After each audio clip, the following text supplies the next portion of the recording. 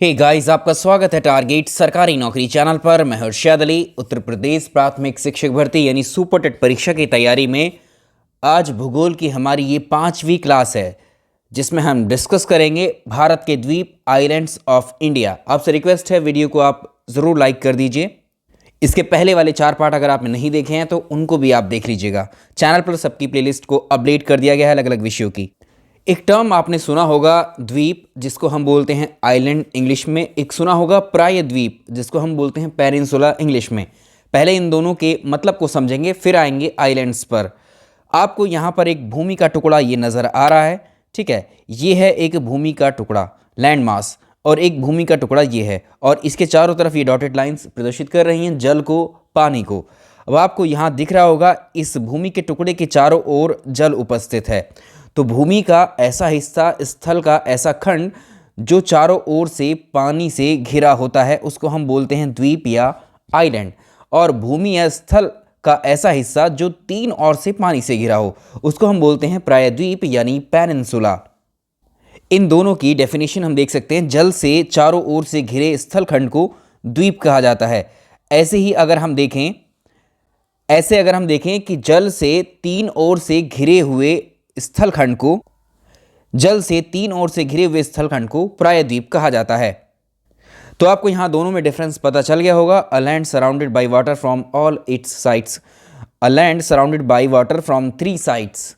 तो ये द्वीप और प्रायद्वीप। तो हमारा देश जो भारत है वो 3 ओर से पानी से घिरा हुआ है, ये हम जानते हैं। तो हमारा देश क्या है? प्रायद्वीप है, ठीक। जैसे अगर हम बात करें किसकी? श्रीलंका की। श्रीलंका चारों ओर से पानी से घिरा हुआ है, तो वो एक द्वीपीय देश है, ठीक है। समझ में आ गया होगा, हमारा देश प्रायद्वीपीय देश है। और अगर हम देखें विश्व में सबसे बड़ा प्रायद्वीप कौन सा है, वो है सऊदी अरेबिया। सऊदी अरेबिया जो है 3 ओर से पानी से घिरा हुआ है। और ऐसी प्रायद्वीप की अगर हम बात करें विश्व में, तो सबसे बड़ा सऊदी अरेबिया है। और अगर किसी द्वीप की बात करें तो वो ग्रीनलैंड है, विश्व का सबसे बड़ा द्वीप। तो इसे इस तरह से भी समझ सकते हैं एक आइलैंड को हम, कि ये जल में एक उठा हुआ भाग होता है जो चारों ओर से पानी से घिरा रहता है, ठीक है। ये दूसरा व्यू है, ठीक है। ये चारों ओर से यहाँ वाटर ही है, ठीक। लेकिन ये वाला जो ऊपरी हिस्सा है इसका, जो पानी में आपको नजर आएगा चारों तरफ से घिरा हुआ, जिस पर इंसान रहते हैं, यही कहलाते हैं आइलैंड्स। ऐसे भी आइलैंड है जिन पर इंसानों के आवास हैं, और ऐसे भी बहुत सारे आइलैंड्स हैं जिन पर इंसानों के आवास नहीं हैं। हमारे देश में कितने आइलैंड्स हैं, इनको डिस्कस करेंगे। अगर हम यहाँ पर देखते हैं तो यहाँ पर ये कुछ येलो कलर में आपको डॉटेड लाइंस दिख रही हैं। ये अंडमान निकोबार आइलैंड्स हैं। ये आप देख पा रहे हैं चारों ओर से पानी से घिरे हैं, ये 3 ओर से पानी से। इधर हम देखेंगे इस साइड में यहाँ पर है लक्षद्वीप, ठीक है। तो दोनों आइलैंड्स को समझते हैं। एक अगर हम बात करें भारत के जितने भी आइलैंड्स हैं उनको 2 पार्ट्स में हम डिवाइड करते हैं। एक तो होते हैं अरब सागर के द्वीप, ठीक है, अरब सागर के द्वीप। और दूसरे होते हैं बंगाल की खाड़ी के द्वीप। तो अरब सागर में जो हैं उनको हम कहते हैं लक्षद्वीप हैं, वो लक्षद्वीप के आइलैंड्स हैं। और दूसरे जो हैं अंडमान निकोबार के हैं, जो कि बंगाल की खाड़ी में हैं। तो पहले हम डिस्कस करेंगे बंगाल की खाड़ी वाले द्वीप को, यानी अंडमान निकोबार को। तो ये कहाँ पर स्थित है, पहले ये पूछ लेता है आपसे। ये प्रश्न पूछा हुआ भी है। बंगाल की खाड़ी में स्थित है अंडमान निकोबार आइलैंड्स, ठीक है। तो अंडमान निकोबार एक केंद्र शासित प्रदेश है, यूनियन टेरिटरी है। कुल मिलाकर के 8 यूनियन टेरिटरी है हमारे देश में। और अंडमान निकोबार की राजधानी है वो क्या है? पोर्ट ब्लेयर है। पोर्ट ब्लेयर कहाँ पर है? दक्षिणी अंडमान, साउथ अंडमान पे है। तो अंडमान निकोबार जो है कोई एक आइलैंड नहीं है, ये नंबर ऑफ आइलैंड्स हैं, बहुत सारे आइलैंड्स इसमें शामिल हैं। ऐसा कहा जाता है इसमें कि 572 आइलैंड्स शामिल किए जाते हैं, या कुल मिलाकर के 572 आइलैंड्स हैं अंडमान निकोबार में। लेकिन सभी पर आवास नहीं है, सभी पर जो है इंसान मानव नहीं रहते हैं। कुछ ही आइलैंड्स हैं जिन पर मानव का निवास है। कुछ मुख्य आइलैंड्स को यहाँ पर हम देखेंगे।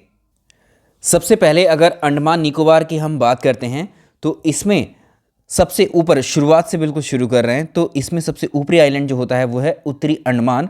इसको कहते हैं हम नॉर्थ अंडमान। पूरे अंडमान निकोबार में अगर हम देखेंगे तो इसकी जो सबसे हाईएस्ट पीक कही जाती है वो है सैडल पीक। वो कहाँ पर है? नॉर्थ अंडमान में है। ये प्रश्न पूछा हुआ है आपसे, ठीक है। यहाँ पर एक चोटी है जिसको हम सैडल पीक कहते हैं, 739 मीटर है, ठीक है। यहीं पर एक ज्वालामुखी है, नारकॉन्डम नाम का एक ज्वालामुखी, ठीक। तो इसको याद रखेंगे। सैडल पीक कहाँ पर है? अंडमान निकोबार आइलैंड में है। अंडमान निकोबार आइलैंड में भी कहाँ पर है?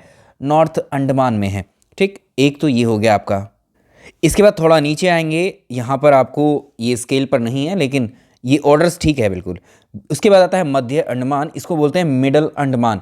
मिडल अंडमान के पास में ही है यहाँ पर एक और आइलैंड जिसको न्यू सेंटिनल आइलैंड हम कहते हैं, ठीक। और इस आइलैंड के अगर आप ऊपर देखोगे, ठीक है, यहाँ पर तो यहाँ पर है बैरन आइलैंड। ये भारत का एकमात्र एक्टिव वोल्केनो है, ठीक है। भारत का ये क्या है, एक्टिव सक्रिय ज्वालामुखी है बैरन आइलैंड। ये प्रश्न पूछा हुआ है। इसके अलावा यहाँ पर मध्य अंडमान के नीचे की साइड अगर हम देखें तो ये है बारतांग द्वीप, बारतांग आइलैंड। और ये क्या है, न्यू सेंटिनल आइलैंड है ये। इसके बाद नीचे आते हैं, इसके बाद आता है मिडल अंडमान के बाद आता है आपका साउथ अंडमान, दक्षिण अंडमान। दक्षिण अंडमान पर अभी हमने डिस्कस किया था, अंडमान निकोबार की राजधानी पोर्ट ब्लेयर कहाँ पर है, साउथ अंडमान पर ही है। ये प्रश्न पूछा हुआ है डायरेक्टली, आपको मैप से बहुत सारी चीज़ें बिल्कुल क्लियर हैं, ठीक। और साउथ अंडमान के नीचे हम देखेंगे तो ये है नील द्वीप, नील आइलैंड भी यहीं पर है।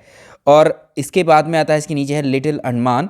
और लिटिल अंडमान और दक्षिण अंडमान के बीच में जो पानी का ये पैसेज है, जो पानी का ये संकरा भाग है, इसी को हम डंकन पैसेज बोलते हैं। आपसे सिंपली एक प्रश्न पूछा गया कि डंकन पैसेज कौन से दो द्वीप के बीच में है, याद रखिएगा दक्षिण अंडमान और लिटिल अंडमान के बीच में क्या है, ये है आपका डंकन पैसेज। ये पूछा हुआ प्रश्न है आपसे, ठीक है। ये सारे प्रश्न जितने आपको यहाँ नज़र आ रहे हैं पूछे हुए हैं। तो यहाँ तक ये जो आइलैंड्स हमने अभी डिस्कस किए हैं, इसके अलावा और भी हैं, लेकिन ये मुख्य आइलैंड्स हैं, ये अंडमान के आइलैंड्स हैं। अब इनको अंडमान के आइलैंड्स को सेपरेट करता है एक जल का क्षेत्र निकोबार आइलैंड से, उनको देख लेते हैं। तो यहाँ से हम ऊपर बढ़ेंगे, नीचे बढ़ेंगे तो लिटिल अंडमान तक हमने डिस्कस किया है। यहाँ पर लिटिल अंडमान के बाद में जो पानी का ये भाग है, इसको हम बोलते हैं 10 डिग्री चैनल। ये होता है 10 डिग्री चैनल। 10 डिग्री चैनल से नीचे के जो आइलैंड्स हैं उनको निकोबार आइलैंड्स बोला जाता है। तो जिसमें पहले आता है कार निकोबार, के नीचे है लिटिल निकोबार, उसके बाद है ग्रेट निकोबार। और आप जानते हैं ग्रेट निकोबार पे ही है भारत का दक्षिणतम बिंदु, जिसको हम इंदिरा पॉइंट के नाम से जानते हैं, ठीक है। तो आपसे एक प्रश्न ये पूछा जाता है कि 10 डिग्री चैनल के बीच में है, लिटिल अंडमान और कार निकोबार के बीच में है। ये प्रश्न बहुत बार पूछा हुआ है आपसे, ठीक। अब हमने जो है यहाँ पर एक रॉस द्वीप है, एक हैवलॉक द्वीप है, एक नील द्वीप है। इनके अभी पीछे नाम चेंज किए गए थे, ठीक है। 1-2 वर्ष पहले ही इन आइलैंड्स के नाम चेंज किए गए थे और नए जो चेंज नेम हैं इनके वो पूछे जाते हैं, परिवर्तित नाम। तो इनके परिवर्तित नामों को आप याद रख सकते हैं।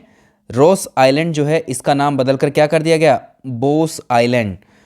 हैवलॉक द्वीप को स्वराज द्वीप कर दिया गया, नील द्वीप को शहीद द्वीप कर दिया गया, ठीक है। तो ये इनके नए नाम हैं, परिवर्तित नाम, और ये अभी हमने मैप पर ही देखे हैं, तो इनको याद रखेंगे हम।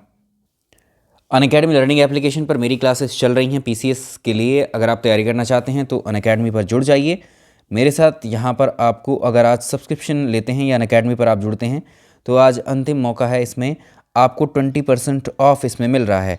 20% ऑफ को अवेल करने के लिए आप मेरा रेफरल कोड है ILE10 रेफरल कोड लगाएंगे तो आज आपको 20% का डिस्काउंट अनअकैडमी पर मिल जाएगा यूपीपीएससी कैटेगरी में। या आप डायरेक्टली यूपीपीसीएस की जीएस पेपर 1 की टेस्ट सीरीज़ चल रही है जो कि हर संडे को होती है, इसको ज्वाइन कर लीजिए। डायरेक्टली आप जो है अगर लर्निंग एप्लीकेशन पर जाएंगे यूपीपीएससी कैटेगरी में तो इसको एनरोल कर लेंगे, या कैटेगरी में ही आप अगर अपना रजिस्ट्रेशन कराते हैं तो वहाँ पर डायरेक्टली आपको फ्री टेस्ट सीरीज़ का ये ऑप्शन मिल जाएगा। इसके अलावा लेखपाल की फ्री टेस्ट सीरीज़ चल रही है, यूपी कांस्टेबल एग्जाम की फ्री टेस्ट सीरीज़ चल रही है, और लोअर पीसीएस के लिए कंप्लीट बैच आपके लिए आ गया। 11 फरवरी से ऑलरेडी स्टार्ट हो चुका है ये बैच, इसमें आप एनरोल कर सकते हैं। तो अनअकैडमी के ये सारे कोर्सेज़ को आप स्टडी कर सकते हैं, जिसमें upper PCS, lower RO, UPSI, PAT, लेखपाल, बीओ, इन सभी विषयों की तैयारी आप एक साथ कर सकते हैं अनअकैडमी के कोई एक सब्सक्रिप्शन पर। तो इसमें कोई भी एक सब्सक्रिप्शन आप लेंगे तो जितने भी पिछले स्लाइड पे हमने एग्जामिनेशंस को डिस्कस किया है वो सारे कोर्सेस आपको अवेलेबल हो जाएंगे। इसमें मेरा रेफरल कोड आप यूज़ करेंगे ILE10, तो आपको इसमें 20% का डिस्काउंट आज है, तो आज इसको अवेल कर सकते हैं इस ऑफ़र को आप। अगर आपको इन कोर्सेज से संबंधित कोई जानकारी चाहिए तो 9717887881 पर ये व्हाट्सअप नंबर है, यहाँ पर जानकारी ले सकते हैं। तो अंडमान निकोबार के बारे में हमने डिस्कस किया। आपसे प्रश्न पूछा जाता है कि जो डंकन पैसेज है वो दक्षिण अंडमान और लिटिल अंडमान के बीच में है, ठीक है। तो अंडमान निकोबार की 6 प्रमुख जनजातियां हैं, 6 मेजर ट्राइब्स हैं। इसमें कौन कौन सी, अंडमानीज़ है जो कि नॉर्थ अंडमान और साउथ अंडमान आइलैंड्स पर पाई जाती हैं, जारवा है, ओंग है, शोम्पेन है, निकोबारी है, सेंटलीज़ है। ये आपसे प्रश्नों में पूछा जाता है इनमें से कौन सी अंडमान निकोबार की मुख्य जनजातियाँ हैं, तो ये बहुत पूछी जाती हैं, शोम्पेन, ओंग और जारवा अंडमानीज के नाम से आप पता कर लेंगे, निकोबारी के नाम से पता कर लेंगे। सेंटिनलीज भी अंडमान निकोबार की ही एक जनजाति है। अब हम बात करेंगे लक्षद्वीप की। लक्षद्वीप को हमने बताया था ये कहाँ पर स्थित है, ये इस साइड में स्थित है लक्षद्वीप, और यहाँ पर हमने देखा ये अंडमान निकोबार आइलैंड है। तो इनको डिस्कस करेंगे। लक्षद्वीप की अगर हम बात करते हैं तो लक्षद्वीप अरब सागर में स्थित है।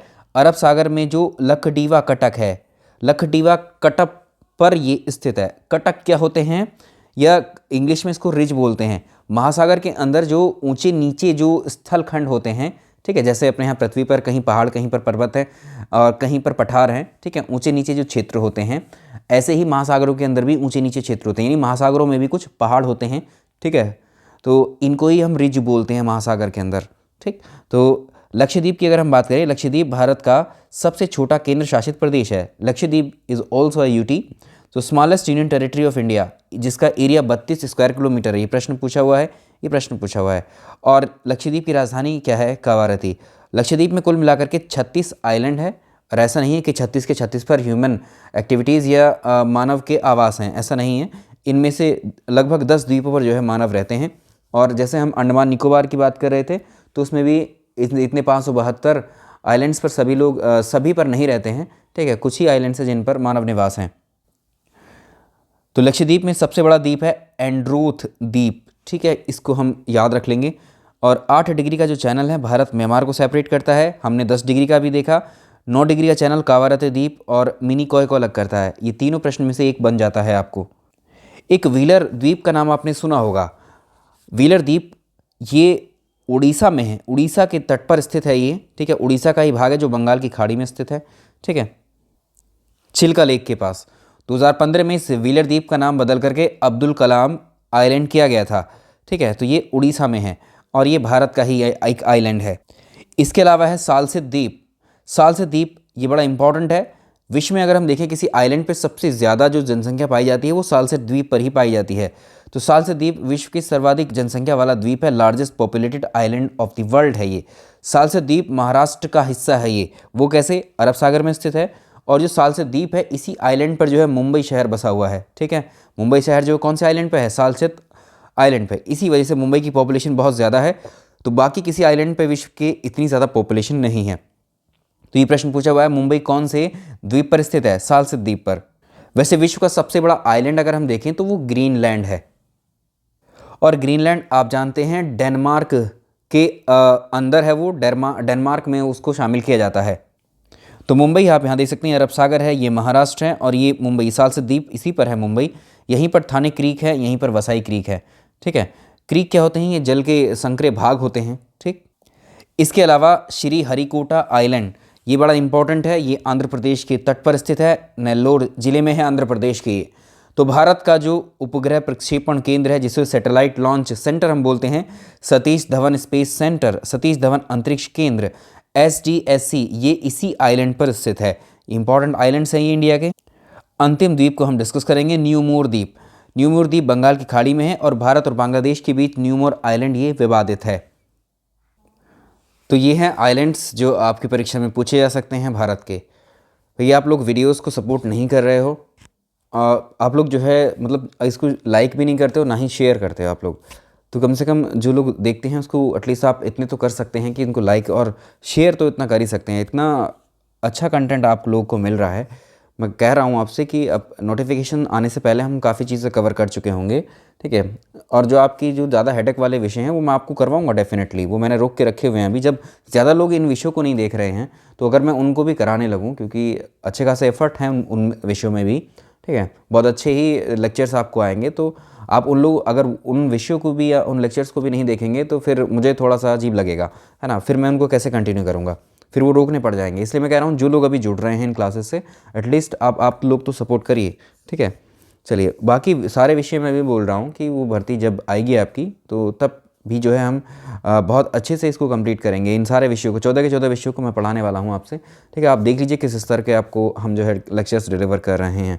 CDP, जीवन कौशल, इन विषयों में कुछ ज़्यादा आप इनकी टेंशन मत लीजिए। ये बहुत ईजी विषय हैं, बहुत आराम से, बहुत ही सरल वे में आपको मैं एक बार में ही समझा दूंगा। फिर आप किसी भी एग्ज़ाम के लिए उनको यूज़ कर सकते हैं उन विषयों को, ठीक है। चलिए, इस वीडियो में इतना ही। Thank you so much.